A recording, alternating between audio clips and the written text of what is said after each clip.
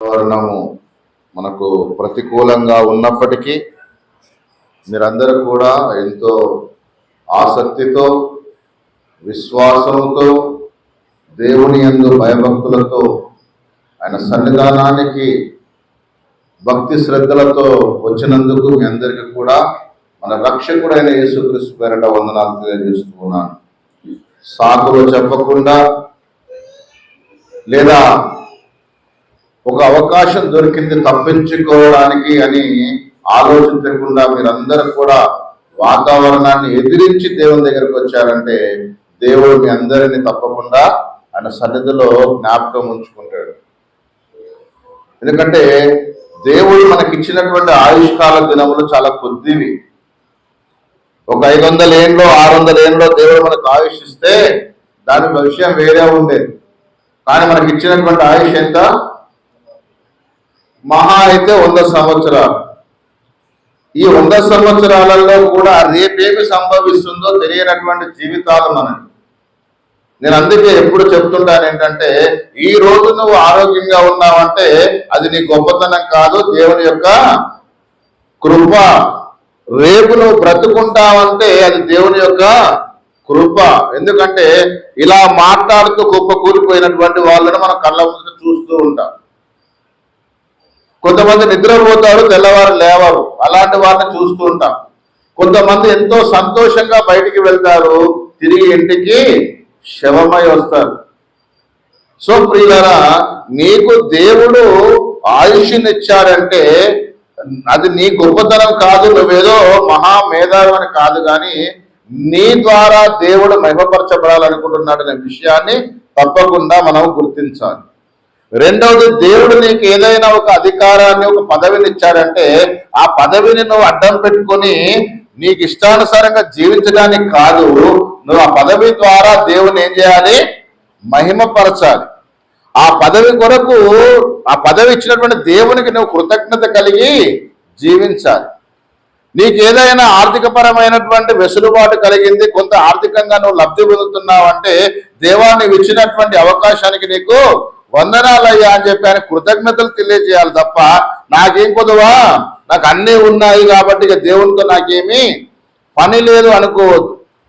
నేడు సమాజంలో చాలా మంది ఎలా ఉన్నారయ్యా అంటే, ఆపదలో ఉన్నప్పుడు, అవసరతలో ఉన్నప్పుడు దేవుడు కావాలి, అవసరాలు తీరిన తర్వాత ఆ దేవుడు ఎవరు అనేటువంటి పరిస్థితికి వస్తున్నారు. సో అలాంటి మనస్తత్వాలు కలిగినటువంటి వ్యక్తుల మధ్యలో, సమాజం మధ్యలో మనం జీవిస్తున్నప్పుడు మనము వారి వలె ఉండకూడదు అని మొదట మీకు జ్ఞాపకం చేస్తూ ఉన్నాం.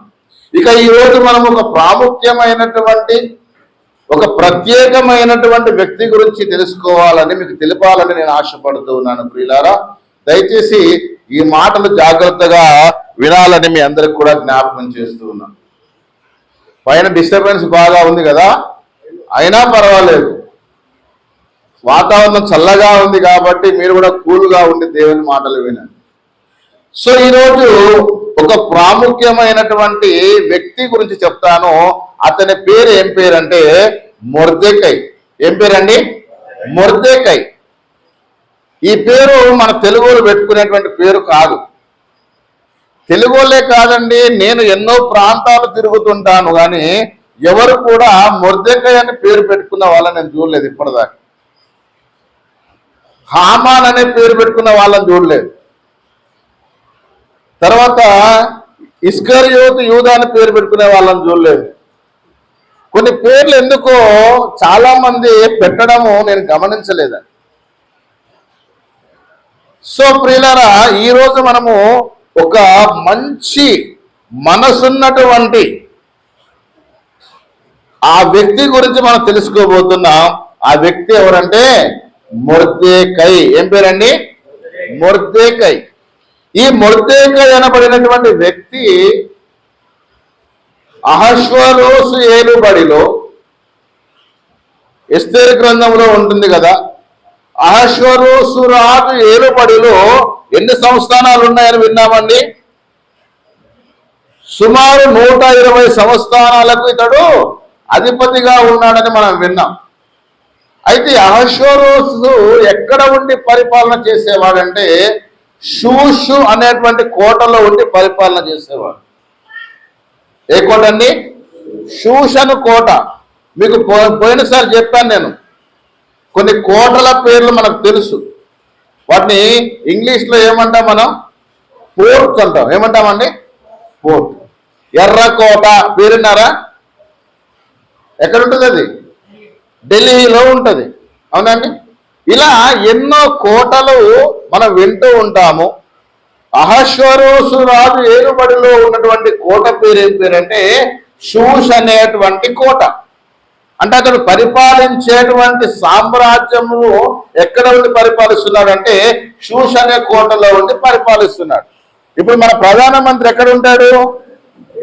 వాళ్ళ సొంతూరు ఎక్కడ? గుజరాత్. ఆయన వచ్చి ఎక్కడ పరిపాలన చేయాలి? ఇప్పుడు ఢిల్లీలో పరిపాలన చేయాలి. కారణం ఏంటంటే అది హెడ్ ఆఫీస్ అన్నట్టు. ఓకేనా? దేశ రాజధాని ఎక్కడ అంటే ఢిల్లీలో ఉండి పరిపాలన చేయాలి ఆయన. ఏ కార్యక్రమాన్ని చేపట్టాలన్నా, ఏ ఫైల్ మూవ్ చేయాలన్నా, లేకపోతే ఏ స్కీమ్ అయినా తేవాలన్నా ఎక్కడుండి చేయాలో వాటన్నింటినీ అధికార మందిరములో ఉండి చేయాలి. సో ఇప్పుడు ఈ షూష్ అనేటువంటి కోటలో ఉన్నటువంటి అహశ్వరోసు రాజు దగ్గర కొంతమంది చెరపట్టబడినటువంటి వారు ఉన్నారు. అర్థమవుతుందా? అందులో ఈ చెరపట్టబడినటువంటి వారిని కొంతమందిని ఏం చేస్తారంటే ఆ రాజ ప్రాంగణములో, ఆ కోట ప్రాంగణములో ఏదో ఒక పనికి వారిని వాడుకుంటారు. సైనికులుగా వాడొచ్చు, బానిసలుగా వాడొచ్చు, లేకపోతే వారికి ఏదైనా తోట పని అప్పగించవచ్చు, లేదా కాపలా పని అప్పగించవచ్చు, వాచ్మెన్ పని, ఏదైనా ఒక పని వారికి అప్పగించవచ్చు. సో ఇప్పుడు అక్కడ ఒక ఇంపార్టెంట్ పర్సన్ గురించి మనము చర్చించుకోబోతున్నాము. ఆ వ్యక్తి ఎక్కడున్నాడయ్యా ఇప్పుడు అంటే షూషను కోట దగ్గర ఉన్నాడు. ఇతడు ఎవరు అంటే అతని చరిత్ర చెప్తున్నాడు. చూడండి, అతని ఫ్యామిలీ బ్యాక్గ్రౌండ్ చెప్తున్నాడు. ఎస్తేరు గ్రంథము 2వ అధ్యాయం 5వ వచనంలో, షూషను కోటలో బెన్యామీనీయుడగు కీషులకు పుట్టిన షిమీ కుమారుడగు యాయీరు వంశస్థుడైన మొర్దెకై అనే ఒక యూదుడు. ఎవరండి ఈయన? ఒకటి ఏ వంశస్థుడైనా? మీకు ఇశ్రాయేలు 12 గోత్రాలు తెలుసా? ఇశ్రాయేలు 12 గోత్రాలలో చివరి గోత్రం ఎవరిదండి? బెన్యామీను గోత్రం తెలుసు కదా మీకు. సో ఇప్పుడు ఈ బెన్యామీను గోత్రములో, గోత్రం అంటే ఏమంటుందండి? వేరు అనుకుందాం. వంశవృక్షములో వేరు అనుకుందాం. దీని తర్వాత కాండము, కొమ్మలు, తర్వాత ఇంకా వాటి, అవునా? ఇలా వంశ వృక్షము అంటారు. సో ఇప్పుడు ఈయనది ఏ వంశం అయ్యా ఈ మొర్దెకై అంటే? ఏ వంశము? ఏ గోత్రము? బెన్యామీను గోత్రం. ఏ గోత్రం? బెన్యామీను గోత్రం. మీకు ఒక విషయం చెప్తా. ఇప్పుడు రాజుల గ్రంథములో ఇశ్రాయేలుకు మొట్టమొదటి రాజుగా ఉన్నటువంటి వాడు ఏ గోత్రికుడు? సౌలు. ఏ గోత్రం? బెన్యామీను గోత్రం. ఏ గోత్రం అండి? బెన్యామీను గోత్రం. వాళ్ళ తండ్రి పేరు ఏం పేరు? కీషు కుమారుడు. సో ఇప్పుడు సౌలు తండ్రి పేరు ఏం పేరండి? కీషు, అవునా? సో ఇప్పుడు ఈ మొర్దెకై ఏ కుటుంబానికి చెందినటువంటి వాడు మీకు అర్థమవుతుందా? మొర్దెకై కుటుంబము, సౌలు కుటుంబము, వీళ్ళంతా కూడా ఒకే వంశవృక్షానికి చెందినటువంటి వారు, అవునా? బెన్యామీనుడు కీషునకు పుట్టిన షిమీ కుమారుడకు యాయీరు వంశస్థుడైన, ఇక్కడ 5 తరాలు కనిపిస్తున్నాయి మీకు. బెన్యామీను గోత్రం కనిపిస్తుంది, కీషు కనిపిస్తున్నాడు, షిమీ కనిపిస్తున్నాడు, యాయీరు కనిపిస్తున్నాడు, లాస్ట్కు మొర్దెకై కనిపిస్తున్నాడు. దీన్ని బట్టి మీకు అర్థం కావాల్సింది ఏంటంటే మొర్దెకై అనేటువంటి వాడు మామూలు బ్యాక్గ్రౌండ్ ఉన్నటువంటి వాడు కాదు, ఒక రాజవంశీకుడు. ఎవరండినా? రాజవంశీకుడు. రాజవంశములో పుట్టినటువంటి వారికి రాజుగా అయ్యే అధికారం ఉంటుంది, రాణిగా అయ్యే అధికారం ఉంటుంది.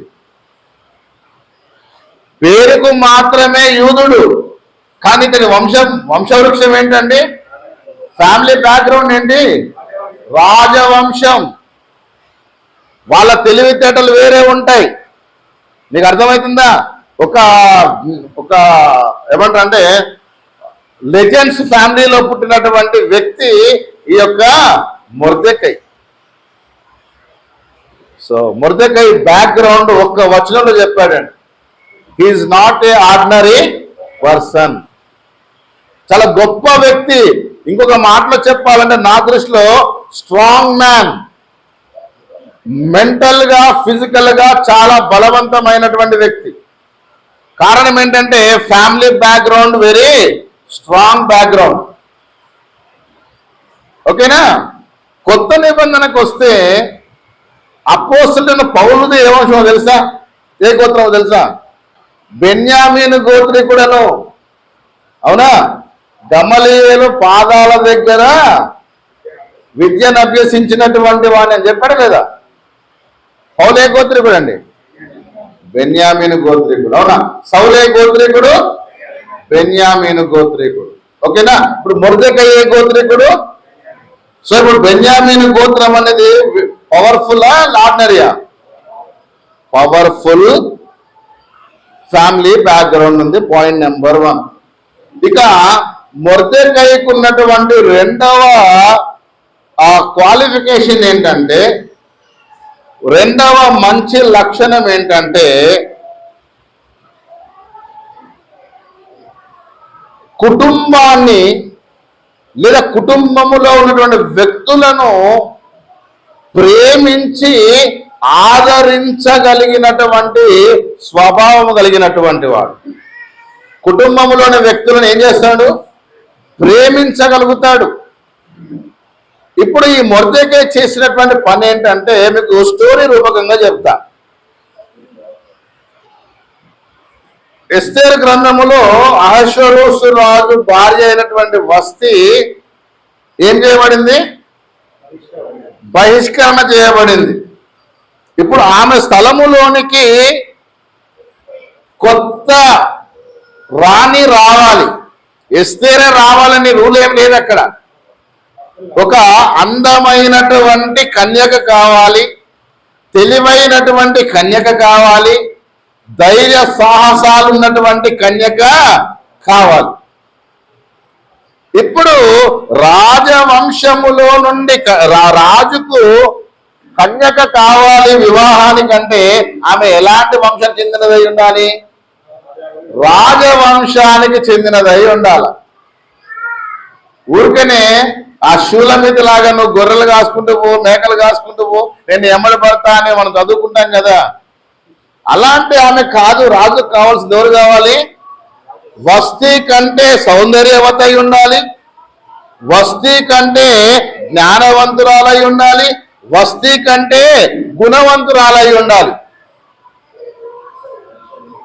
గుణవతి అయిన భార్య దొరుకుట అరుదు, ఒకవేళ దొరికితే ముత్యము కంటే అమూల్యం. ఈ సమాచారము షూషను కోటలో ఉన్నటువంటి ఎవరికి తెలిసింది?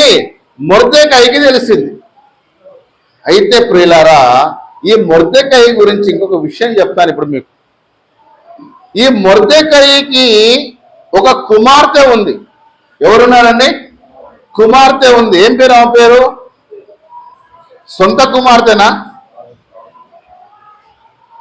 ఇప్పుడు చెప్తాను మీకు. ఇక మొర్దెకై ఎంత మంచోడో ఇప్పుడు చెప్తా. ఈ ఎస్తేరు అనబడినటువంటి ఈ కన్యకకు తల్లి తండ్రి ఇద్దరు చనిపోయారు. వాళ్ళ నాయన పేరు ఏం పేరో ఇందులో రాయబడింది, ఒకసారి చూద్దాం మనం. ఎస్తేరు గ్రంథం మీరు చూడగలిగితే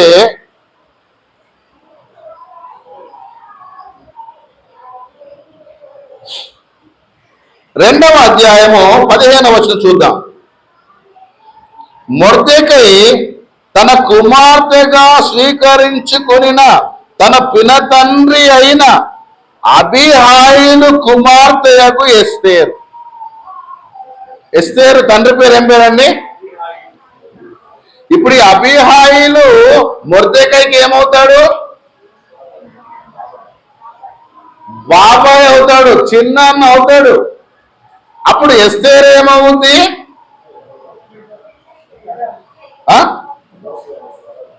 చెల్లి అవుతుంది. ఓకేనా? సో ఇప్పుడు చిన్ననాన్న కూతురుని మొర్దెకై ఎలా స్వీకరించాడు? కుమార్తెగా స్వీకరించాడు. కొంచెం ఇప్పుడు లోకానుసారంగా నేను మాట్లాడే ఆలోచన చేస్తాను.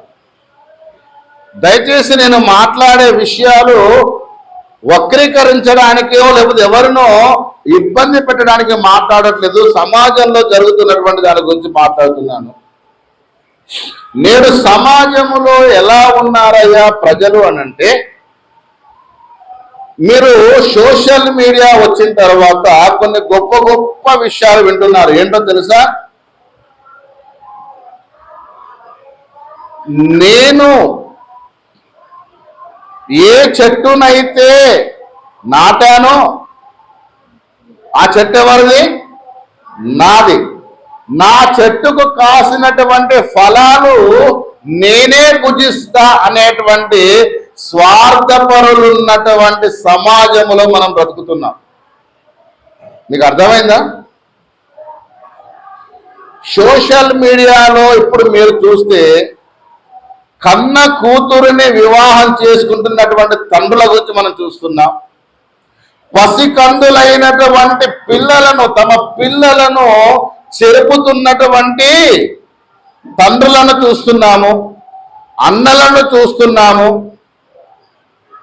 మీకు ఒక్కసారి యెహెజ్కేలు గ్రంథంలో చూడగలిగితే 22వ అధ్యాయము, యెహెజ్కేలు గ్రంథం 22వ అధ్యాయములో యెహెజ్కేలు ప్రవక్త ఒక మాట చెప్తున్నాడండి.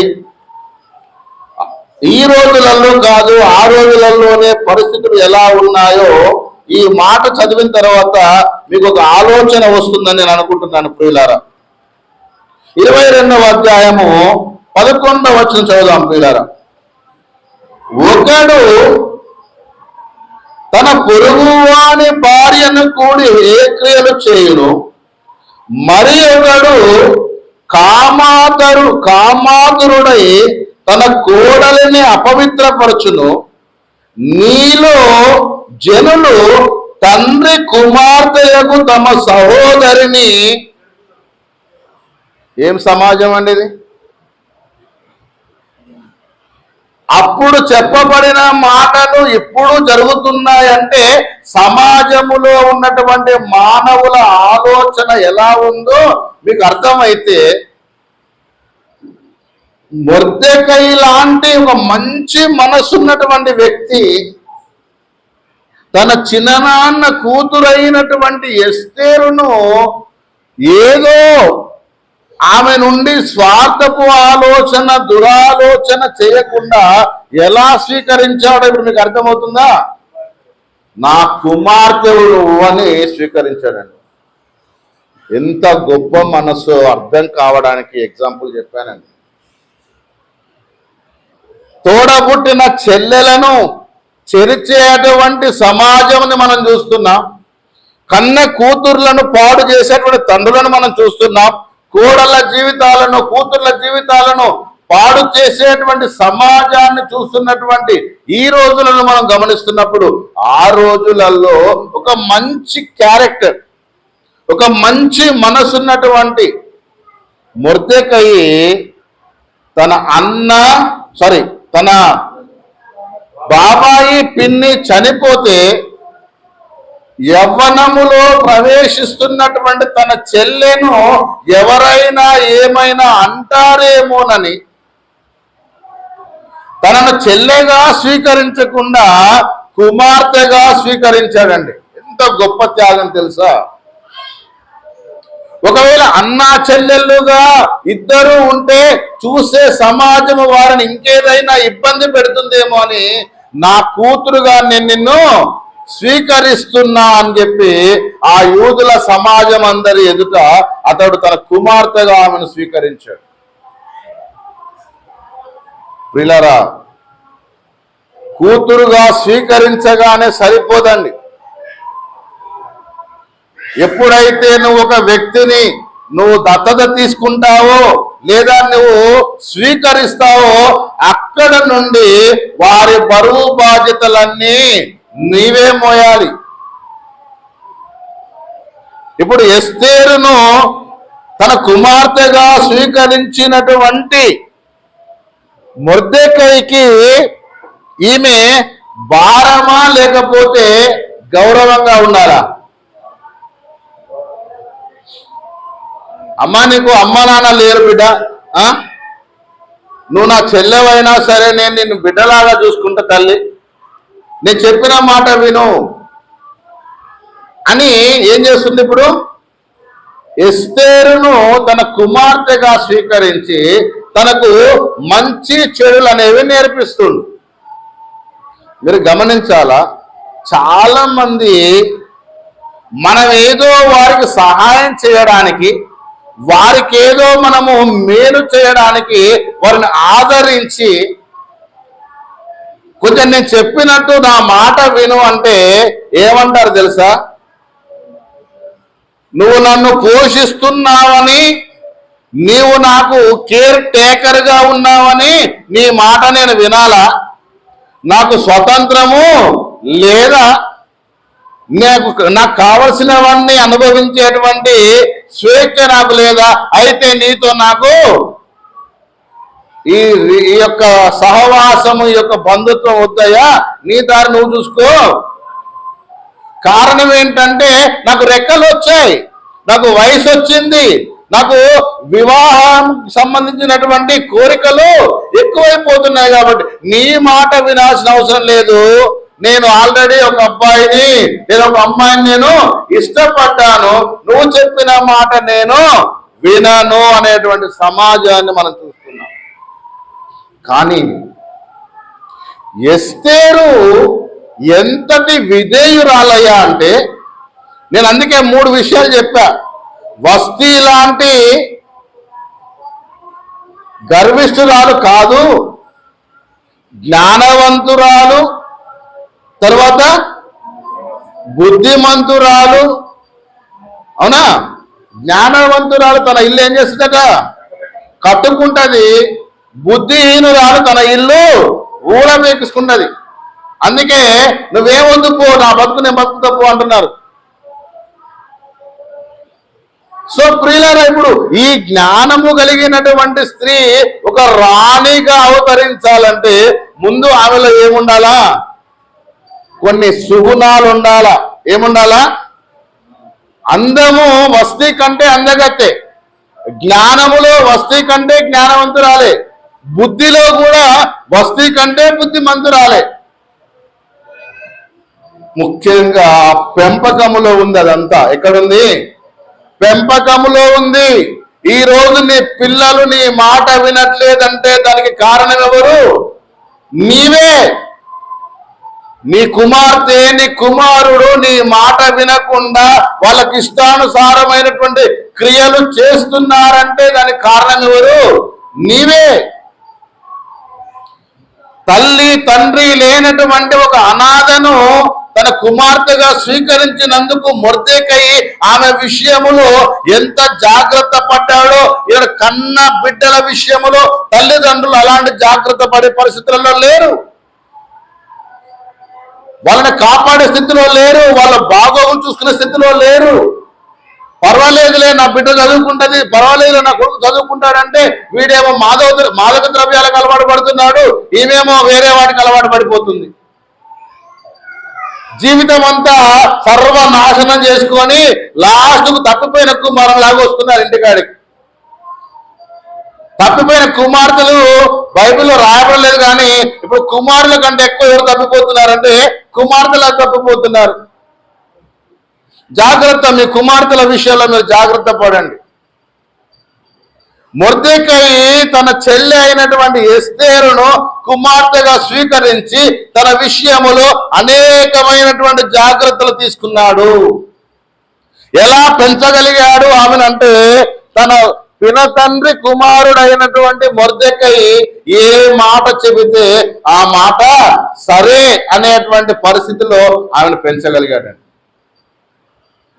ఇప్పుడు విషయం ఏంటంటే, ఈ షూషను కోటలో ఒక ఏమంటారు దాన్ని, నోటిఫికేషన్ వచ్చింది. ఒకటి వచ్చింది, ఏమంటారు దాన్ని, ఒక ప్రకటన వచ్చింది. ఈ ప్రకటన ఏంటి? రాజు అయినటువంటి అహష్వేరోషుకు ఎవరు కావాలి? రాణి కావాలి అన్నప్పుడు వివిధ ఆ సంస్థానం 120 మంది సంస్థానాధిపతులు ఉన్నారు కదా. ఈ 120 మంది సంస్థానాలలో నుంచి అందమైనటువంటి ఆకర్షణీయమైనటువంటి స్త్రీలను సెలెక్ట్ చేయడానికి ఒక ఇంటర్వ్యూ ఏర్పాటు చేశారు. సెలక్షన్స్ అదేదో ఉంటుంది, స్వయంవరమా అలాంటిది ఇంచుమించుగా. కానీ ఇక్కడ అహష్వేరోషు రాజును వివాహం ఆడటం అంటే మామూలు విషయం కాదు. అర్థమవుతుందా మీకు? బోరు కొట్టిస్తున్నానా? అహష్వేరోషు రాజును వివాహం చేసుకోవాలంటే అతడు ఒక చక్రవర్తి అండి. మీకు ఇంక అర్థం కావడం చెప్తా. మొఘల్ సామ్రాజ్యములో మొఘల్ చక్రవర్తులు ఉన్నారు, తెలుసా మీకు? చక్రవర్తి అంటే దేన్ని పరిపాలిస్తాడు? కొన్ని రాజ్యాలను కలిపి పరిపాలించేవాడు చక్రవర్తి, ఒకే రాజ్యాన్ని పరిపాలించేవాడు రాజు. సో 120 రాజ్యాలకు అధిపతిగా ఉన్నటువంటి వాడికి భార్య అవ్వడం అంటే ఎంత గొప్ప హోదాలో మీరు ఊహించండి ఒకసారి. ఆఫ్టర్ ఆల్ మీ ఆయనకు సాఫ్ట్వేర్ చేస్తేనే అసలు ఆగరండి. ఎంత జీతం ఎంత మీ ఆయనకంటే ₹1,00,000 అంటే ఇక ఆడ ఊహించుకుంటారండి. ఇక వాడు అమెరికాలో ఉద్యోగం చేస్తున్నాడంటే వానికి ₹1,00,00,000 కట్నం వేస్తారు. ఒకవేళ అమెరికా అధ్యక్షుడే నిన్ను చేసుకోవాలనుకుంటే నువ్వు ఎక్కడుంటావు అప్పుడు? అసలు మనం ఊహించుకుంటావా? బేసిక్గా అందమైనటువంటి భర్త రావాలని కోరుకుంటారు, అందమైనటువంటి భార్య రావాలని కోరుకుంటారు. ఇప్పుడు రాజుకు అందమైనటువంటి భార్య కావాలా వద్దా? మీకు ఇంకో విషయం చెప్తా. ఏ రాజు కూడా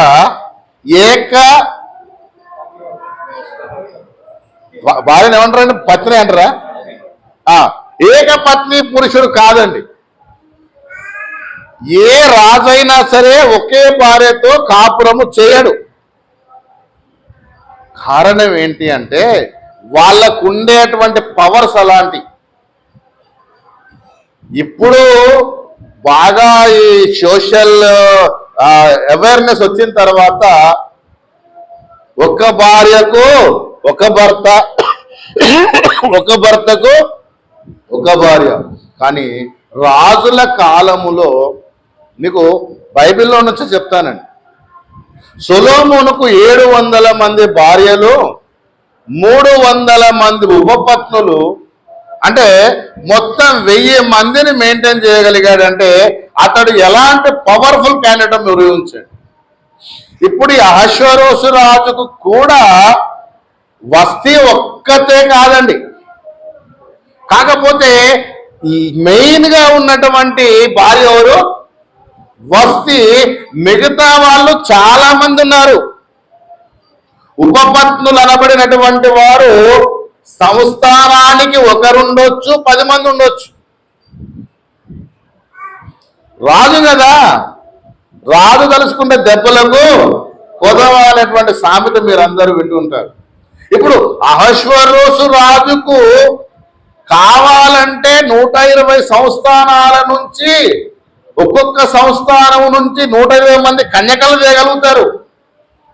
కానీ ఇక్కడ నింపాల్సింది ఎవరి ప్లేస్ని?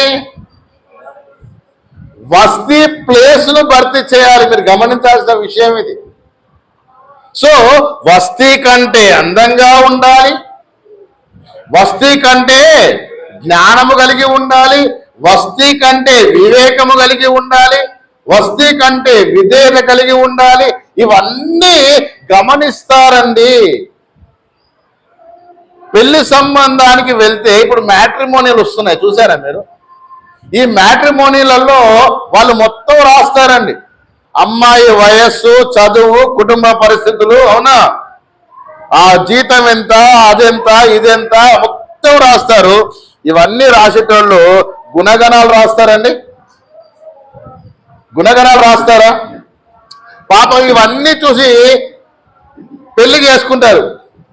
తాళి కట్టిన మరుక్షణం నుంచి తెలుస్తుంది ఎవరి క్యారెక్టర్ ఏంది, ఎవరి లోపల ఎలాంటి మనస్తత్వం దాగి ఉందో తాళి కట్టిన తర్వాత కదా అనుభవించేది. భర్త తాగుబోతోడా, షాడిస్టా, సైకోనా అప్పుడు తెలుస్తుంది. భార్య తిరుగుపోతా, లేకపోతే వదరుపోతా, లేకపోతే ఇంకేదో అప్పుడు తెలుస్తుంది. అప్పుడు తలకాయ పట్టుకుంటారు. మ్యారేజ్ బ్యూరో వాడు ఎంత మోసం చేసిండ్రా బాబు. నన్ను చాలా మంది అడుగుతారు, అయ్య గారు ఆయన సంబంధం ఉంటుంది చూడరా అని. ఎందుకు?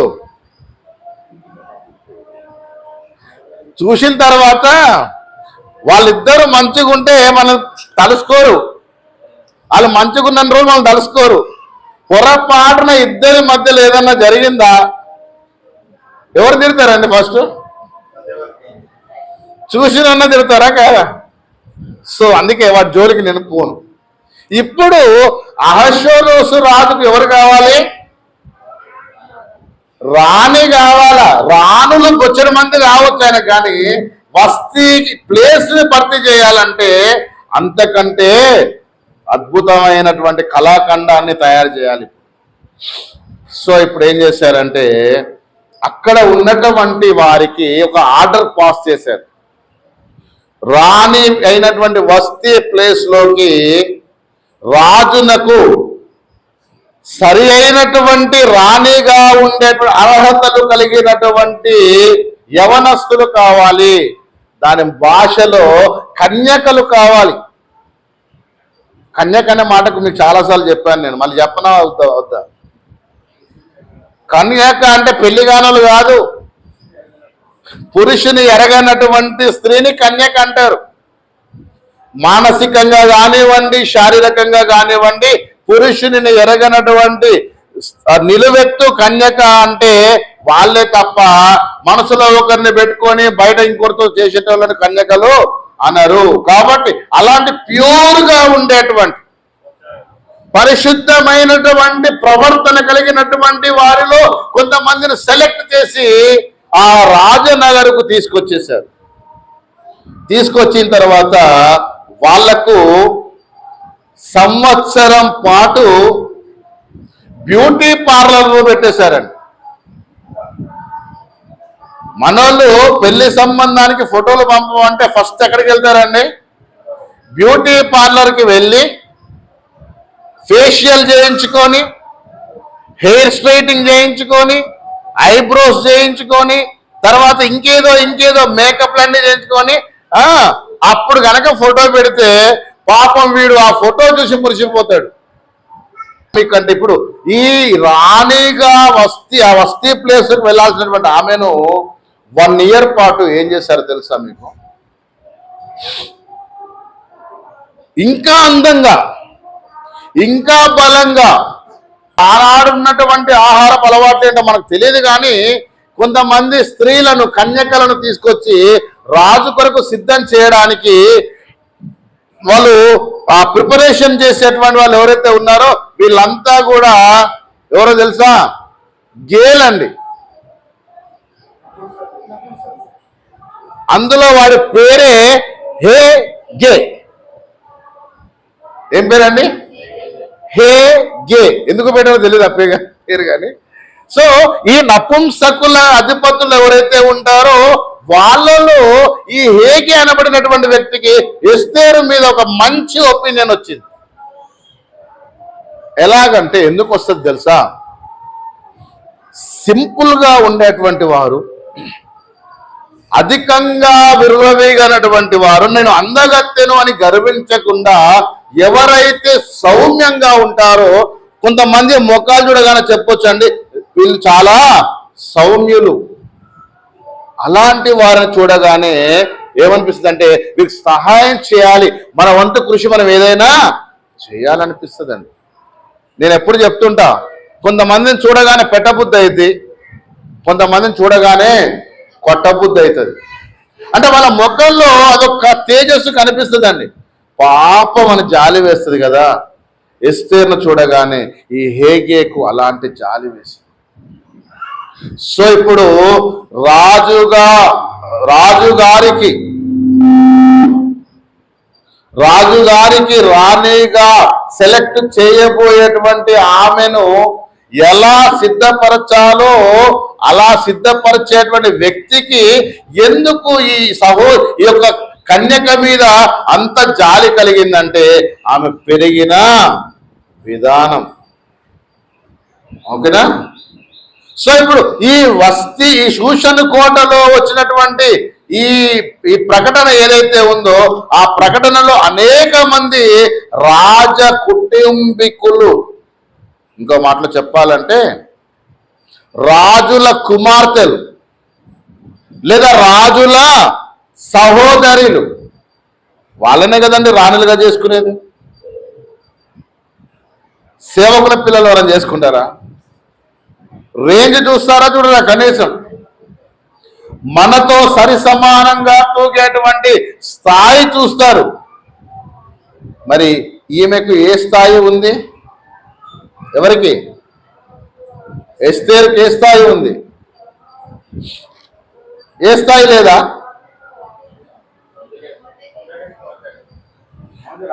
రాజ కుటుంబీకురాలు. కానీ మొర్దెకై మాట చెప్పాడు, నీ జాతి గురించి చెప్పకు, నీ జాతి గురించి నీ జనం గురించి మాత్రం నువ్వు ఎక్కడ కూడా నోరు విప్పకు. నీ బ్యాక్గ్రౌండ్ చెప్పకు అన్నాడు. ఇంకో మాటలో చెప్పాలంటే మీకు అర్థమవుతుందా? నీ బ్యాక్గ్రౌండ్ చెప్పకు. జస్ట్ నిన్ను వాళ్ళు సెలెక్ట్ చేసుకుంటారు, నాకు కాన్ఫిడెంట్ ఉంది. నా కూతురు మీద నాకు నమ్మకం ఉంది అంటాడు ఏ తండ్రి అయినా సరే. నా కూతురు తప్పు చేయదు, నా కూతురు నాకు చెప్పకుండా ఏ పని చేయదు, నా కూతురు నాకు చెప్పకుండా ఎక్కడికి వెళ్ళదు అనేటువంటి నమ్మకమే ప్రతి తండ్రిని బ్రతికిస్తుందండి. ఎప్పుడైతే తండ్రి మాట కుమార్తె మీరుతుందో అప్పుడు తండ్రి కుప్ప కూలిపోతాడు, గుండె పగిలి చస్తాడు, హార్ట్ బ్రేక్ అయిపోతుంది. అలా కాకుండా ఎస్తేరు తన పిన తండ్రి కుమారుడైనటువంటి మొర్దెకై మాటను విని ఆయన చెప్పినట్లుగా నడుచుకున్నటువంటిది. సో ఇక్కడ రెండవ విషయం ఏంటంటే, మొర్దెకైలో ఉన్న మంచి విషయం ఏంటంటే, ఒక యవనస్తురాలుని ఎలా పెంచాలో అలా పెంచగలిగినటువంటి మంచి జ్ఞానము కలిగినటువంటి ఒక తండ్రిగా మనం అతన్ని చూడగలుగుతాం. ఇక మూడవ విషయాన్ని మనం గమనిస్తే, మొర్దెకైలో ఉన్నటువంటి మూడవ మంచి లక్షణాన్ని మనం గమనించగలిగితే,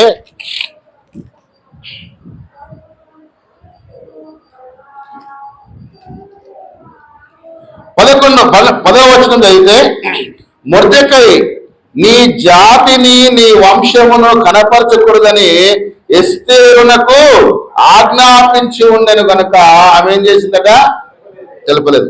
11వ వచనంలో ఎస్తేరు ఎలాగుండు ఉండెనో అది ఆమెకేమి సంభవించునో అది తెలుసుకొనుటకై అంతఃపురము యొక్క ఆవరణము ఎదుట ప్రతి దినము మొర్దెకై ఏం చేస్తున్నాడట? వాచింగ్ అండి. ఇతని పని ఏంటో తెలుసా? తన కుమార్తెకు ఏదైనా ప్రమాదము సంభవిస్తుందేమో, లేదా తన కుమార్తెను ఎవరైనా ప్రశ్నించి ఇబ్బంది పెడతారేమో అని, ఆమెకి ఏమైనా సంభవిస్తుందేమో అనేటువంటి భయం ఒకటి, తను ఖచ్చితంగా సెలెక్ట్ అయ్యేటువంటి టాలెంట్ ఉంది అనేటువంటి నమ్మకం ఒకటి. ఈ రెండు కారణాల చేత ప్రతిరోజు ఆ ఆవరణములోనే తిరుగుతున్నాడట. రాజు కోటలోనికి ఎవరిని పడితే వాడిని రానియరు. మీకు అందుకే స్టార్టింగ్లో చెప్పిన, ఇప్పుడు మీకు అందుబాటులో ఉన్న కోట చెప్పండి, దగ్గర పట్ల మన నల్గొండ జిల్లాలో భువనగిరి తెలుసా మీకు? భువనగిరి ఎప్పుడైనా వెళ్ళారా? భువనగిరి పైకి ఎక్కారా? ఎలా ఉంటుంది? దానికి 7 ద్వారాలు ఉంటాయి. పైకి రాజు దగ్గరికి వెళ్ళడానికి 7 ద్వారాలు ఉంటాయి. ఏ కోటకైనా పెద్ద ముఖద్వారం ఒకటి ఉంటుంది, ఎంట్రన్స్ అంటాం దాన్ని. దాంట్లో నుంచి ఆవరణములోనికి వచ్చిన తర్వాత ఓపెన్ ప్లేస్ ఉంటుంది కదా, ఈ ఆవరణములోనికే రానివ్వరు. ఎవరిని పడితే వారిని లోపలికి రానివ్వరు, ఏ కోటైనా సరే. అదే రాజు బ్రతికున్నప్పుడు ఆ రాజు కోటలోనికి ఎవరైనా వస్తారా? మరి ఎవరికి తెలుస్తుంది సమాచారం అంటే లోపల ఉన్న వాళ్ళకే తెలుస్తుంది. ఇంకో విషయం చెప్తా, రాజు ఎక్కడో పైన ఉంటాడండి. ఏ రాజైనా పైన ఉంటాడు. కిందంతా ప్రాసెస్ ముగించుకొని పైకి వచ్చేసరికి రాజు పారిపోనైనా పారిపోతాడు, లేదా చంపనైనా చంపుతాడు. సో ఇప్పుడు ఈ శూషనే పెద్ద కోట. ఇది మీరు అనుకున్నంత చిన్న కోట ఏం కాదు. దాని చుట్టూ ప్రహరీ ఉంటుంది. కొన్ని వేల ఎకరాలలో ఉంటాయండి కోటలు, అంటే కొన్ని వేల ఎకరాలలో ఉంటాయి. ఆ చుట్టూ ఫుల్ సెక్యూరిటీ ఉంటుంది. స్టార్టింగ్లో మీరు చూస్తే పెద్ద పెద్ద గోడలు ఉంటాయి, మీరు గమనించారా? పెద్ద పెద్ద గోడలు ఉంటాయి, అంటే మనిషి ఎక్కలేనంత ఎత్తైన గోడలు ఉంటాయి. దాని తర్వాత ఆ గోడ ఒకవేళ దూకిన లోపలికి రాకుండా ఉండడానికి మధ్యలో చుట్టూ కందకాలు ఉంటాయి. తెలుసా మీకు? ఏముంటాయి అందులో? వాటర్ ఉంటాయి. తెలుసా? ఈ వాటర్లో మొసళ్ళని వేస్తారు. ఒకవేళ శత్రువు ఎవడైనా దూకి ఇందులోకి వస్తే ఏం బట్టి చంపేస్తాయి? ముసళ్ళు బట్టి చంపేస్తాయి. అది దాటి ఇంకొక స్టెప్ ముందుకు వెళ్ళగానే ఆ ద్వారం ఎదుట ఏముంటాయి తెలుసా? పైనుండి వేడి వేడి నూనె పోయడానికి చుట్టూతా అవి ఉంటాయి, హోల్స్ ఉంటాయి. ఎక్కడ నుండి వచ్చినా అక్కడ ఖతమైపోతారు. సో ఒక శత్రువును ఒక రాజ్యాన్ని ఎదిరించాలంటే దాని వెనక ఎన్నో ప్లానింగ్స్ ఉండాలండి. మరి ఇప్పుడు శూషణ కోటలో మొర్దెకై తిరగాలంటే అతనికి ఏముండాలా? ఆ కోటలో ఏదో ఒక ఉద్యోగం అయి ఉండాలా. అర్థమవుతుందా? మామూలు వ్యక్తిని ఎవరు లోపల రానియరు కాబట్టి అందులో అతడు ఏదో ఒక పనికి సంబంధించినటువంటి వాడు కాబట్టి అతడు ప్రతిరోజు ఆ ఆవరణములో తిరుగుతూ పైన ఏం జరుగుతుంది, ఈ స్త్రీల మేకప్ ఏరియాలో ఏం జరుగుతుంది, అవునా, ఈ ద్వారపాలకులు ఏమేం మాట్లాడుకుంటున్నారు, లోపలికి వస్తూ వెళ్తున్నటువంటి మంత్రులు ఏం మాట్లాడుకుంటున్నారో ప్రతిదీ కూడా గమనించడానికి తన యొక్క సమయాన్ని వెచ్చించేటువంటి వాడు. మొర్దెకైకు ఉన్నటువంటి 3వ లక్షణం ఏంటంటే తన కుమార్తెకు ఎలాంటి పరిస్థితులు ఎదుర్కొంటుంది అక్కడ అని ప్రతి నిత్యము తెలుసుకోవడానికి రోజు ఆ ఆవరణములోనే సంచరించేటువంటి బాధ్యత కలిగినటువంటి తండ్రి. మీ పిల్లలు స్కూల్కి వెళ్ళారనుకోండి, మన కాన్ఫిడెంట్ ఏంటంటే ఈవినింగ్ ఇంటికి వస్తారులే అని. కాలేజీకి వెళ్ళాననుకోండి, ఎక్కడికి వెళ్తారు, ఇంటికే వస్తారు అనుకుంటాం. కానీ ఈ పిల్లలు ఎక్కడ కనబడతారు తెలుసా నీకు? కొన్నిసార్లు సద్దల చెరువు కట్ట మీద, లేకపోతే హైదరాబాద్ ట్యాంక్ బండ్ కాడ, విజయవాడ ప్రకాశం బ్యారేజ్ కాడ, రాజమండ్రి కొత్త బ్రిడ్జ్ కాడ కనబడుతున్నారు అనుకోండి. ఏంటి నీ పరిస్థితి అప్పుడు? నీ పిల్లలు కాలేజీకో స్కూల్కో వెళ్ళాల్సిన పిల్లలు బయట కనపడుతుంటే నీ పరిస్థితి ఏంటి? భయం అవుతుందా కాదా? అంటే నీ పిల్లలు ఏం దాటిపోయారండి? నీ చెయ్యి దాటిపోయారు. ఎస్తేరు విషయంలో 24 గంటలు మొర్దెక్కై ఏం చేస్తున్నాడండి? వాచ్ చేస్తూ ఉన్నాడు. సో థర్డ్ క్వాలిటీ ఏంటంటే, ఇతని దగ్గర ఉన్నటువంటి క్వాలిఫికేషన్ ఏంటంటే, ఒక పని విషయంలో శ్రద్ధ కలిగి ఉంటే దానిని పూర్తయ్యేంత వరకు బాధ్యత తీసుకునేటువంటి వాడే మొర్దెకై. రైట్, ఇప్పుడు మొర్దెకైకి ఉన్నటువంటి మొట్టమొదటిది ఏంటండి? ఫస్ట్ ఏం చెప్పాను? ఒక తల్లి తండ్రి లేనటువంటి అనాథను తన సొంత కుమార్తెగా స్వీకరించగలిగినటువంటి స్వభావం కలిగినటువంటి మంచి లక్షణం కలిగినటువంటి వాడు. రెండవది, రాజ్యములో ఒక ప్రయోజనకరమైనటువంటి పని జరుగుతుంది అన్నప్పుడు తన కుటుంబము లేదా తన కుమార్తె ఆ స్థానములో ఉండాలని కోరుకున్నటువంటి గొప్ప జ్ఞానవంతుడు. మూడవది, తన కుమార్తెకు ఎలాంటి సందర్భం ఎదురవుతుందో, ఎలాంటి పరిస్థితులను ఆమె ఎదుర్కొనబోతుందో అని తెలుసుకోవాలని ప్రతినిత్యము తప్పించేటువంటి ఒక బాధ్యత కలిగినటువంటి తండ్రిగా అతడు మనకు కనబడుతూ ఉన్నాడు. రైటా? సో 4వ విషయం ఏంటో చూద్దాం. 12వ వచనంలో 6 మాసములు గోపరస తైలముతోను 6 మాసములు సుగంధ వర్గములతోను స్త్రీల పరిమళ క్రియల కొరకైన మరి వేరు పదార్థములతోను స్త్రీలు పరిమళ క్రియలు ముగించి రాజు వద్దకు పోవువారు 12 మాసములైన తర్వాత రాజైన అహష్వేరోషు వద్దకు వెళ్ళుటకు ఒక్కొక్క చిన్నదానికి వంతు వచ్చినప్పుడు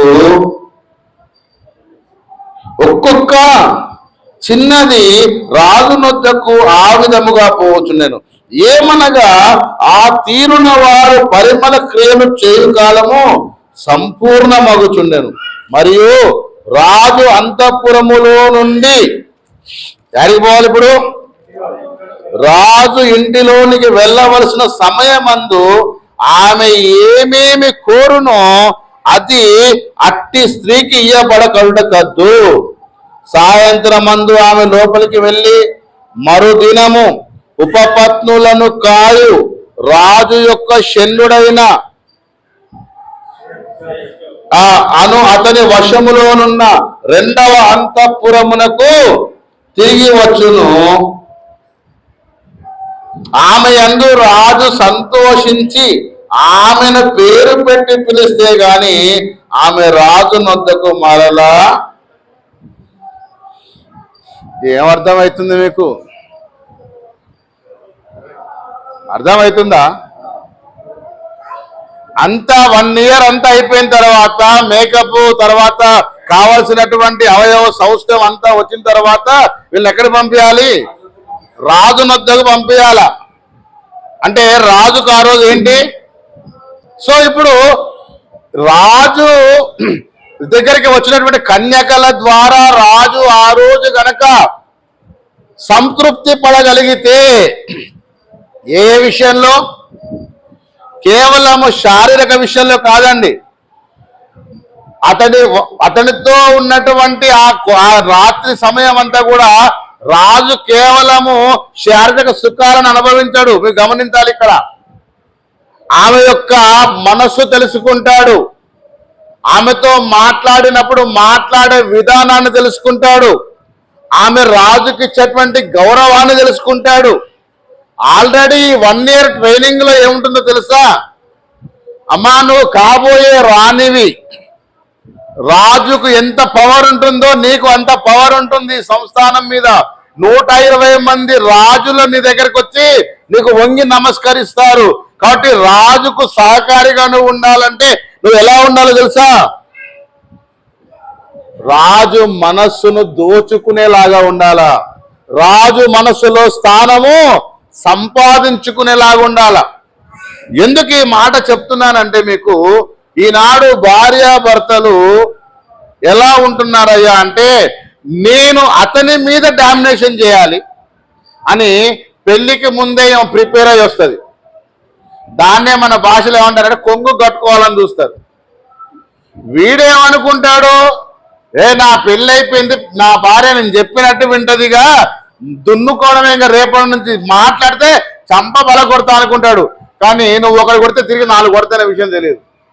భార్యాభర్తలు అనేవాళ్ళు ఎలా ఉండాలంటే ఒకరిని ఒకరు ప్రేమించుకునే విధంగా ఉండాలి, ఒకరినొకరు అర్థం చేసుకునే విధంగా ఉండాలి. సో ఇప్పుడు ఇక్కడ ఈ అహశ్వరోషు రాజుకు రాణిగా ఉండాలంటే డైరెక్ట్ గా తీసుకెళ్లిపోయి పట్టాభిషేకం చేయరు. రాజు పరీక్షిస్తాడు ఆ రోజు, నా పక్కన కూర్చుని అర్హత ఉందా లేదా నీకు. పెళ్లి సంబంధానికి వెళ్ళేటప్పుడు దయచేసి వివాహం కాని వాళ్ళు ఆలోచన చేయండి. పిల్లను చూసినాం కానీ పిల్ల నచ్చలేదు. ఎందుకు నచ్చలేదు? పిల్ల పొట్టిగుంది, ఆస్తి బాగానే ఉంది కానీ పిల్లకి అసలు ముక్కే లేదు. పిల్లగాడికి ఉద్యోగం ఉంది, నెలకు 1,00,000 రూపాయల జీతం ఉంది కానీ పిల్లగాడి ముఖంలో ఏం లేదు, పెళ్లికల లేదు. వాడు మా ప్రశాంత్ అయ్య గారి కంటే బొగ్గులాగున్నాడు. నా పెళ్ళి అప్పుడు అన్నారట, మంగళ పెంకలాగుండి ఎవరు దొరికిందమ్మా నువ్వు ఇంత తెల్లగా ఉన్నావు అన్నారట. అంటారన్నారా? కాకి ముక్కుకు దొండపండు అనేది అంటారు కదా. సో ఇప్పుడు కరెక్ట్ గా ఎలా ఉండాలి భార్యాభర్తలు అనే దాన్ని ఫస్ట్ 1 ఇయర్ ఏం చేశారు వీళ్ళు, మెయింటెనెన్స్ చేశారు, ట్రైనింగ్ ఇచ్చారు, అన్ని ఇచ్చి రాజు దగ్గరికి పంపించిన అక్కడ నచ్చాల్సింది మీకు కాదు, ఎవరికి నచ్చాలా? రాజుకు నచ్చాలి. సరే రాజు దగ్గర వెళ్ళిన తర్వాత రాజు ఆ నైట్ అంతా పరీక్షిస్తాడు. అతడు పరీక్షించి తిరిగి యు కెన్ గో అంటాడు. ఎక్కడికి వెళ్ళాలి ఇప్పుడు? మళ్ళా ఇప్పుడు ఎక్కడ ఉంటది? రాజుకు ఇప్పుడు ఉపపత్నులు ఉండే ప్లేస్ ఒకటి ఉంటుందండి. నేను ఇందా చెప్పింది అదే, కీప్స్ అంటారు కదా, సెకండ్ సెటప్స్, ఏదో పేర్లు ఉంటాయి. సో ఇప్పుడు రాజు కాబట్టి అతనికి ఎంతమందినైనా ఉపపత్నులు పెట్టుకోవచ్చు. అక్కడికి వెళ్ళిపో అని చెప్పి తీసుకెళ్ళిపోయి జాగ్రత్తగా అక్కడ ఉంచుతారు. ఈ రాత్రి నీకు ఇక్కడ ఉన్నావు కదా, ఇప్పుడు నువ్వు ఎక్కడ వెయిట్ చేయాలి? ఈ ఉపపత్నులు ఉండేటువంటి ప్లేస్ లో నువ్వు వెయిట్ చేయి. ఆమెను ఎంత గౌరవిస్తారో తెలుసా మీకు? రాజు దగ్గరికి ఆ రాణిగా వెళ్ళబోతున్న ఆమెను ఎంత రెస్పెక్ట్ చేయాలో తెలుసా? ఓ పిల్ల ఇట్లా అన్నారు, అర్థమైందా? అసలు ఆ గౌరవం చాలా గొప్పగా ఉంటుందండి. సో చాలా భద్రంగా క్షేమంగా ఆమెను కన్నెత్తి కూడా చూడడానికి వీల్లేదు. ఇక్కడ ఇంకొక లాజిక్ చెప్తా. ఎందుకు ఏంది ఎందుకు ఉపపత్తు వీళ్ళ ఎందుకు ఈ రాణిల దగ్గర నపుంసకులను పెడతారంటే మంచోళ్ళని పెడితే ఊకుంటారా, అందుకనే పెడతారు. సో ఇప్పుడు ఈమెను కూడా తీసుకెళ్ళి అక్కడ పెడతారు. ఇప్పుడు నెక్స్ట్ ఏం చెప్తారంటే ఈ కావలి వాళ్ళు, వీళ్ళకు ఉండేటువంటి అధికారులు, అమ్మా ఒకవేళ మళ్ళీ రాజు దగ్గర నుంచి నీకు పిలుపు వస్తే నువ్వు మళ్ళా పోతావు రాజు సమక్షానికి. పిలుపు రాలేదంటే అర్థం ఏంటి? నువ్వు ఇక్కడ ఉంటావు అంతే, ఇక నువ్వు అక్కడ ఉండిపోతావు. ఆయనకి ఎప్పుడో బోరు కొట్టినప్పుడు నీ పేరు గుర్తుంటే పిలుస్తాడు, లేకపోతే లేదు. ఈ రాజుల దగ్గర ఏముంటుందో తెలుసా? అటెండెన్స్ రిజిస్టర్ ఉంటుంది. ఎంతమంది రాణులు వచ్చారు, ఏ ఏ పట్టణం నుంచి వచ్చారు, ఎవరి కుమార్తె, ఎవరు తండ్రి, ఏంటి, వీళ్ళ వివరాలన్నీ ఉంటాయి. మీకు తెలుసా, వివరాలు లేకుండా వాళ్ళు అంత ఈజీగా లోపలికి ఎంటర్ చేయరండి. సో ఇప్పుడు ఎస్తేరు రాణి సమయం వచ్చినప్పుడు ఆమె కూడా ఏం చేయాలా? రాజ సముఖములోనికి వెళ్ళాలి, రాజు చేత పరీక్షించబడాలి, రాజు యొక్క దయను పొందగలగాలి. ఇక్కడ చూడండి ఆ సందర్భం. ఇక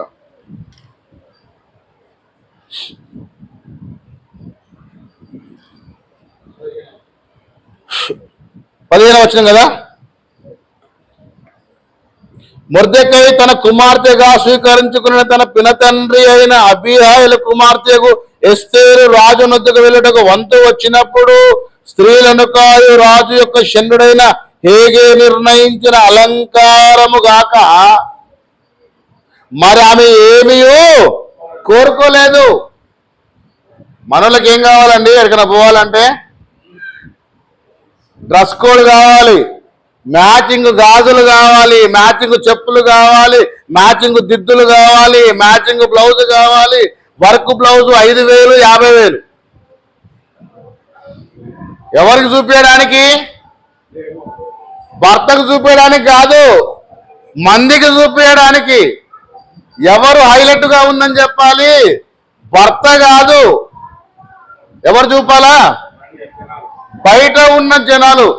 ఏం చీర కట్టిందిరా బాబు, ఏం బ్లౌజ్ వేసిందిరా బాబు, ఏం డ్రెస్ వేసిందిరా బాబు, ఏమి హెయిర్ స్టైల్ రా బాబు, ఏమి గాజులు వేసిందిరా బాబు. అలా వెళ్ళేటువంటి ఆమెకు ఎలాంటి అలంకరణ వేయాలో ఎవరి టేస్ట్కు తగ్గట్టు? రాజు టేస్ట్కు తగ్గట్టు. కానీ ప్రతి స్త్రీకి ఒక టేస్ట్ ఉంటుందండి, ప్రతి పురుషుడికి కూడా ఒక టేస్ట్ ఉంటుంది. ఉంటుందా? ఉండదు? మనిషి అన్నాగా కాసింత కళాపోషణ ఉండాలా, ఉండొద్దా? ఇప్పుడు ఉదాహరణకి నేను మా స్త్రీలను ఏమనను, ఏ స్త్రీలను ఏమనను, కానీ పురుషుల గురించి మాట్లాడతా. మనం ఎంతసేపు వేసుకున్నా ఏమనుకుంటామండి? ఒక ప్యాంటు షర్టేగా అంటాం, అవునా కాదండి? కానీ ఆ ప్యాంటు షర్ట్లో కూడా ఒకరికి జీన్స్ అంటే ఇష్టం, ఒకరికి పంచ్ అంటే ఇష్టం, అవునా? ఒకరికి లాల్చీ అంటే ఇష్టం, ఒకరికి ఓన్లీ వైట్ అండ్ వైట్ అంటేనే ఇష్టం, ఒకరికి బ్లాక్ అండ్ వైట్ ఇష్టం, ఒకడు వాడి జీవితకాలం అంతా చెప్పులే వేస్తాడు, ఒకడు వాడు సచ్చిందా కూడా బూట్లు వేస్తాడు, సచ్చినాక కూడా నాకు బూట్లు తీయొద్దురా బాబు, నా కాళ్ళకు బూట్లు వేయనట్టు కూడా ఉంటాడు నాలాంటోడు. జోకా సీరియస్ ఇది. అంటే మనిషి అన్నాక ఒక కోరిక అనేది ఖచ్చితంగా ఉంటుంది. ఇప్పుడు కొంతమందికి అద్దాలంటే సోకు ఉంటుంది, కొంతమందికి బెల్ట్ అంటే సోకు ఉంటుంది, కొంతమందికి చెప్పులు అంటే సోకు ఉంటుంది.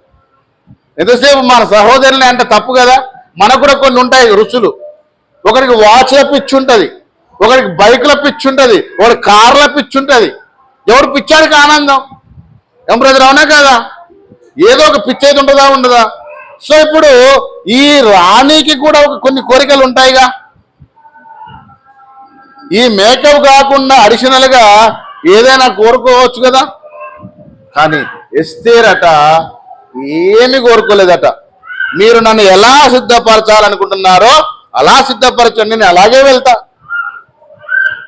దీని యొక్క ఉద్దేశం ఏంటంటే రాజుగారి టేస్టే నా టేస్ట్. ఎందుకంటే మా డాడీ చెప్పాడు, ఏం చెప్పాడు?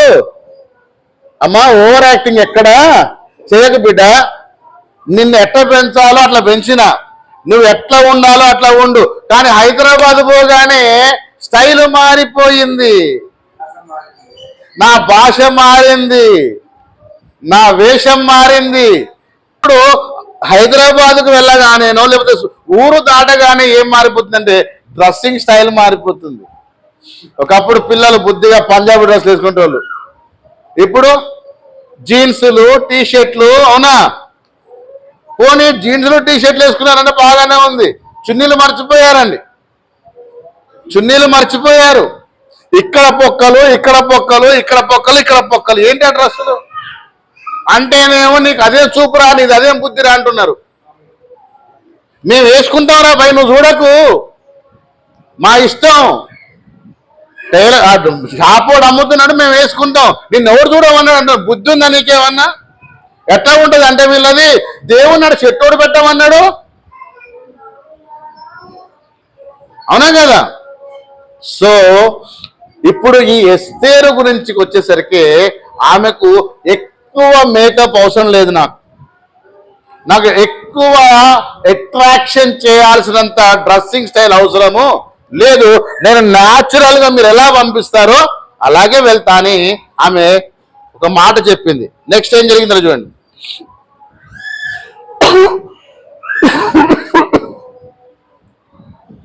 స్త్రీలు కాయు రాజు యొక్క శనుడైన హేగే నిర్ణయించిన అలంకారం కాక మరి ఏమియో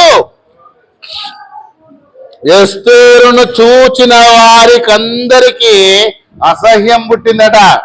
చెప్పే రాజు దగ్గరికి వెళ్ళేట ఇంత చండాలంగా పోతుంది అని అనుకున్నారంట. చిచ్చి ఏం తయారు చేసినవరా ఆ పిల్లని అని హేగేన్ అన్నారా? ఆమెను చూసిన వాళ్ళందరికీ ఏం పుట్టిందట? పెళ్లి కూతురు ఆ డ్రెస్ వేసుకొని నడుచుకుంటూ వస్తుంటే కొంతమంది పెళ్లి కూతురు చూడగానే ఏమంటారండి? అమ్మాయి ముఖంలో ఏముంది? మంచి కళ ఉంది, అబ్బాయి పిల్లగాడు ఇన్ని రోజులు ఆగినందుకు మంచి పిల్ల దొరికింది. ఆ పెళ్లి డ్రెస్ తీసినాక ఆ మంచితనం ఏదో చూపిస్తుంది, అవునా? సో ఇప్పుడు ఈ ఎస్తేరును 1 year నుండి చూస్తున్నారు. ఒకటి, ఆమె రాజ సంస్థానములో నుంచి రాజు దగ్గరికి వెళ్ళడానికి సిద్ధపడినప్పుడు అక్కడ ఉన్నటువంటి వాళ్ళందరికీ ఆమె వస్త్రధారణ, ఆమె నడక అవన్నీ చూడగానే వారికి ఏం పుట్టిందట? దయ పుట్టింది. కొంతమంది నడక ఎలా ఉంటది? హంస నడక నడుస్తారు కదా, అలాంటి నడక ఏం లేదండి. కొంతమంది మగవాడు నడిచి నడుస్తారు, కొంతమంది నడవమంటే చాలా చండాలంగా నడుస్తారు వాళ్ళు. కానీ నడకలో కూడా ఏముండాలి? చూసే వ్యక్తికి ఇబ్బంది కలగొద్దండి.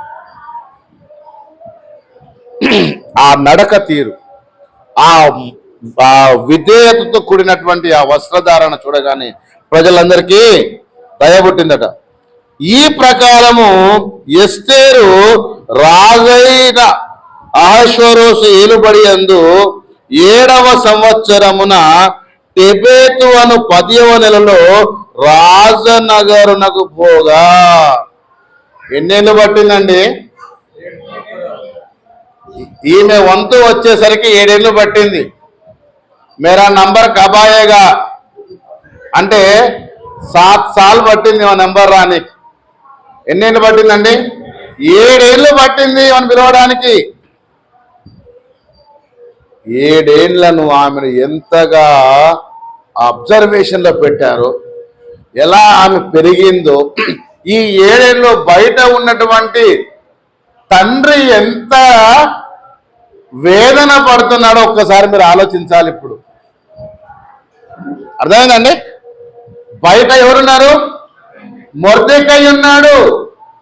7 ఏళ్ళు ఆమె లోపల ఉంటే 7 ఏళ్ళు ఈయన బయట ఉన్నాడండి. రోజు పోయి మాట్లాడొచ్చే అవకాశం ఉందా? మాట్లాడే అవకాశం ఉందా? కానీ ఏ రోజు కారో సమాచారం తెలుసుకోవడానికి ఎంత కష్టపడ్డాడో ఒక్కసారి ఆలోచించండి. ఓకేనా? మీకు అర్థమైందా? ఇప్పుడు మొదటిగా ఎలాంటి వాడు మీకు అర్థమైందా? ఓపిక. ఎంత ఓపిక తెలుసా? తన కుమార్తెను ఎలాగైనా అహష్వేరోషు రాజు పక్కన కూర్చోవాలి, నేను చూడాలి. ఆమె కూర్చోవడం వల్ల నా యూదా ప్రజలకు ఏం కలుగుతుంది? విమోచన కలుగుతుంది. అదే ఆయన బాధ. మొర్దెకై బాధ ఎస్తేరు రాణి చేయడం కాదు.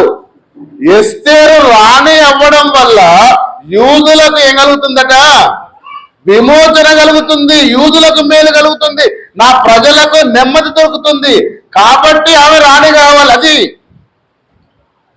కేవలం స్వార్థం కొరకు తన కుమార్తెను రాణిగా చేయాలని కాదు, తన ప్రజల విముక్తి కొరకు ఆలోచించినటువంటి వాడే మొర్దెకై. రైట్, ఇంకా ఎక్కువ సమయం అయిపోయింది అనుకుంటా కదా. 17వ వచనం. చాలా మంది వస్తూ ఉన్నారు, పోతున్నారు. ఇప్పుడు రాజనగరికి, రాజమందిరానికి, రాజు సన్నిధికి ఎంతో మంది వస్తున్నారు, పోతున్నారు. చాలా మంది యువరాణులు వస్తున్నారు, చాలా మంది అందగత్తెలు వస్తున్నారు, చాలా మంది రాజును ఎలాగైనా బుట్టలో పడేసుకోవాలని మాయోపాయముల చేత, కుయుక్తి చేత వచ్చి రాజు యొక్క భార్యగా స్థానాన్ని సంపాదించుకోవాలని చాలా మంది చాలా డ్రామాలు ఆడుతూ ఉన్నారు. అందరితో పాటు ఈమె కూడా వెళ్ళింది, ఈ కన్యక కూడా వెళ్ళింది. కానీ ఈమెలో ఎలాంటి స్వార్థము కానీ, ఎలాంటి దురాలోచన కానీ, ఎలాంటి కుయుక్తి కానీ లేదు. మీకు తెలుసా, పనికి రానటువంటి మన 50-60 ఏళ్ళ ఆయుష్కే 100 కుట్రలు పన్నుతామండి. అందులో నేను చెప్పేది ఏంటంటే, ఆడవాళ్లకు ఈ కుట్రల ఆలోచనలు ఉండొద్దండి దయచేసి. కుళ్ళుతో కూడినటువంటివి, అసూయతో కూడినటువంటివి, ఎదుటి వాని కంటే నేను గొప్పగా కనిపించాలనేటువంటి ఆలోచనలు దయచేసి ఏ స్త్రీకైనా ఉండకూడదు.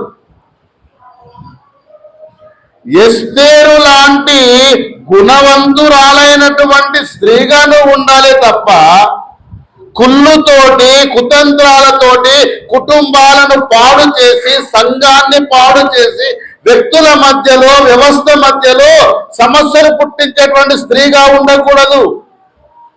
అలాంటి ఆలోచనలే ఎవరు పసిగడుతున్నారు? ఇప్పుడు రాజు పసిగడుతున్నాడు. వీళ్ళు నన్ను మాటల చేత లాలన చేస్తున్నారు, వాళ్ళ వంపు సొంపుల చేత లాలన చేస్తున్నారు, వయ్యారమైనటువంటి కవ్వింపుల చేత నన్ను మాయ చేసేటువంటి వాళ్ళని రాజు చూస్తూ వస్తున్నాడు తప్ప హార్ట్ఫుల్ గా రాజును ప్రేమించేటువంటి కన్యకలు ఇప్పటి వరకు రాజుకు కనిపించలేదు. ఎంతో మంది కన్యకలను రాజు చూశాడు. వాళ్ళందరూ కూడా రాజు చేత ఆ రాత్రి అంతా వాళ్ళతో సమయాన్ని గడిపినటువంటి వారే. కానీ రాజు మనస్సును దోచుకునేటువంటి వారు ఎవరు? వారి మీద రాజుకు ఎలాంటి దయ కలగడం లేదు. ఎందుకు కలగట్లేదు అంటే వాళ్ళ ఆలోచన రాజు గ్రహించగలుగుతున్నాడు. మీకు తెలుసా, మనిషిని కొంతమంది, అందరూ కాదు, ఎదుటి వ్యక్తితో ఒక మాట మాట్లాడగానే వాడి మైండ్లో ఉన్నది గ్రహించగలుగుతారు. అందులో అహష్వేరోషు అనేటోడు మామూలుడా 120 సంస్థానాలను మెయింటైన్ చేయగలుగుతున్నాడంటే మామూలుడా. సో ఇప్పుడు రాజుకి ఏం కలిగిందట? స్త్రీలందరికంటే రాజు ఎవరిని ప్రేమించాడట? ఒక్క రాత్రికే కన్యకలందరికంటే ఆమె అతని వలన దయాదాక్షిణ్యములు పొందెను. అతడు రాజ్య కిరీటమును ఆమె తల మీద ఉంచి ఆమెను వస్తీకి బదులుగా రాణిగా. ఏం జరిగింది ఇప్పుడు? రాణికి అవమానమా, అధికారమా? రాజు కిరీటాన్ని తీసి రాణి ఎస్తేరు తల మీద పెట్టాడు. ఎప్పుడైతే ఎస్తేరు తల మీదకి కిరీటం వచ్చిందో అప్పుడు ఆమె వస్తీకి బదులుగా రాణిగా చలామణి అవ్వడం స్టార్ట్ అయింది. సో ఇప్పుడు అహష్వేరోషు రాజుకు సెకండ్ వైఫ్ ఎవరండి? మిగతా వైఫ్లు అందరు ఎక్కడ ఉన్నారు? వాళ్ళ బ్యాచ్ వేరే ఉంది, అవునా? 7 ఏళ్ల తర్వాత, అంటే మీరు ఒక్కసారి ఆలోచించండి, ఈ 7 ఏళ్ళు రాజు ఖాళీగా ఉండా? భార్య పైన బాధలో ఉండా? అతడు సుఖానుభవాలు అనుభవిస్తూనే ఉన్నాడు, ఎందుకంటే ఉపపత్తులు ఉన్నారు కాబట్టి. కానీ చివరిగా అతనికి వస్తీ స్థానాన్ని భర్తీ చేసేటువంటి ఆ సీటు, ఆ ప్లేస్ను సొంతం చేసుకుంది ఎవరో తెలుసా? ఎస్తేరు. ఎవరండి? ఎస్తేరు. సో ప్రియులారా, మొర్దెకై యొక్క సంరక్షణలో పెరగడం ద్వారా ఎక్కడో బానిసలుగా ఉండాల్సినటువంటి వీళ్ళు, అవునా, లేదా ఏదో చిరు ఉద్యోగములో ఉండాల్సినటువంటి ఈమెను దేవుడు ఎక్కడ కూర్చోబెట్టాడు? సింహాసనము మీద కూర్చోబెట్టాడు. నీ జీవితంలో కూడా నువ్వు మొదట నీ స్థితి కొద్దిగా ఉండొచ్చు, కానీ చివరికి ఎప్పుడైతే నువ్వు దేవునికి లోబడతావో, ఎప్పుడైతే దేవునికి నువ్వు విధేయురాలుగా ఉంటావో, నీకు సమస్యలు వస్తూ ఉంటాయి, కష్టాలు వస్తూ ఉంటాయి, వాటన్నిటిని భరించు, వాటన్నిటిని ఓర్చుకో. చివరికి విజయం ఎవరిదైతే తెలుసా? ఓపిక పట్టిన వాడిదే విజయం అవుతుంది. మొర్దెకై ఏదైతే అనుకున్నాడో, మీకు విషయం తెలుసా? ఎస్తేరుకి ఇవేమీ తెలియదు. ఎస్తేరుకి ఇవేమీ తెలియదు. ఎస్తేరుకు తెలిసింది ఒక్కటే, ఏంటి? మా డాడీ ఏది చెప్పాడో అది మాత్రమే నేను చేయాలి, అంతకు మించి ఎక్స్ట్రాలు చేయదు. ఇప్పుడు చెప్పండి, మీరు మీ పిల్లల్ని అలా పెంచుతారా? అందుకే బిడ్డ, మీరు ఇంటికాడ ఉండ్రి, నేనేమో చర్చికి పోతా, కొడక నువ్వు గోళీలు ఆడుకో, నేనేమో బాల్ షాప్లో కూర్చుంటా, లేకపోతే నువ్వు పోయి క్రికెట్ ఆడు, నేను పోయి ప్యాకెట్ ఆడతా. ఇది నేటి సమాజంలో ఉన్నటువంటి పరిస్థితి. పిల్లలకు తల్లి చెప్పుద్ది, నువ్వు ఫ్రెండ్స్ తోటి పిక్నిక్ పో, నేను కిట్టి పార్టీకి పోతా అని చెప్తే అయిపోద్ది. మనము మన పిల్లలను ఎలా పెంచాలో ముందు అది మనం నేర్చుకోవాలి. మనం వారికి మాదిరి చూపించాలంటే ముందు మనము మాదిరిగా జీవించాలి. నేను ఒక మాట చెప్తా, ఇక్కడ మీరు ప్రార్థించడానికి వచ్చారనుకుందాం, జాగ్రత్త వినండి. మీరు ఇక్కడికి ప్రార్థించడానికి వచ్చారు, మీరు ఏం చేయాలా? ఎలా ప్రార్థిస్తున్నారు? మీరు ఎలా ప్రార్థిస్తున్నారో మీ పిల్లలు మిమ్మల్ని చూస్తారండి. సింపుల్గా నేనేం చెప్పను, మీరు నిలబడి ప్రార్థిస్తున్నారా, కూర్చొని ప్రార్థిస్తున్నారా, లేకపోతే నిర్లక్ష్యంగా ప్రార్థిస్తున్నారా, లేదా విసుగుతో ప్రార్థిస్తున్నారా? ప్రార్థన ఎలా చేయమన్నాడండి? విసుగక ప్రార్థన చేయమన్నాడు, నిత్యము ప్రార్థన చేయమన్నాడు, వేషధారుల వలె ప్రార్థన చేయొద్దు అన్నాడు. మరి నీవు దేవుని మందిరానికి పోయేటప్పుడు నీ ప్రవర్తన జాగ్రత్తగా చూసుకోమన్నాడు. నువ్వు అన్ని కరెక్ట్ గా మెయింటైన్ చేస్తున్నావు కదా నీ పిల్లలు నిన్ను ఫాలో అయ్యేది. నువ్వే దేవునికి సమయాన్ని ఇవ్వకుండా, నువ్వే దేవునికి ప్రాధాన్యత ఇవ్వకుండా, ఉదాహరణకి ఇప్పుడు కంటిన్యూస్ గా వర్షం వస్తుంది, మీరు అందరూ ఎక్కడ కూర్చున్నారు? ఎందుకు కూర్చున్నారు? రేపు పొద్దున వర్షం వచ్చినా సరే మీ పిల్లలు ఏమనుకుంటారు తెలుసా? మా నాన్నలే మా అమ్మలే చర్చిలో కూర్చోగలేంది, ఈ వర్షం మమ్మల్ని ఏ పాటిది, మేము కూర్చుంటామని అంటారు. ఇప్పుడు అర్థమైంది మీకు? సింపుల్ గా మీరు ఇంటికాడ కూర్చున్నారు అనుకోండి, నెక్స్ట్ వీక్ ఏం చెప్తారు తెలుసా? వాళ్ళు కూడా ఒక సాకు వెతుక్కుంటారు. ఇప్పుడు మొర్దెకై ఎస్తేరుకు నేర్పింది ఏంటంటే, ఏం చెప్పాడు? క్రమశిక్షణ, విధేయత, అవునా, లోబడేటువంటి తత్వాన్ని నేర్పించాడు. నీ పిల్లల విషయంలో నువ్వు అలాంటి జాగ్రత్త తీసుకుంటే దేవుడు నీ విషయంలో అలాంటి జాగ్రత్త తీసుకుంటున్న విషయం నీకు అర్థమవుతుంది. కాబట్టి ప్రియులారా, మొర్దెకై జీవితంలో ఇంకా తెలుసుకోవాల్సిన విషయాలు చాలా ఉన్నాయి. మెసేజ్లో చెప్పడానికి ప్రయత్నం చేస్తాం. ఇప్పటి వరకు ఓపిక విన్నందుకు మీ అందరికీ ప్రభు పేరు వందనాలు తెలియజేస్తూ కొద్ది మాటలు ముగిస్తున్నాను. దేవుడి మీద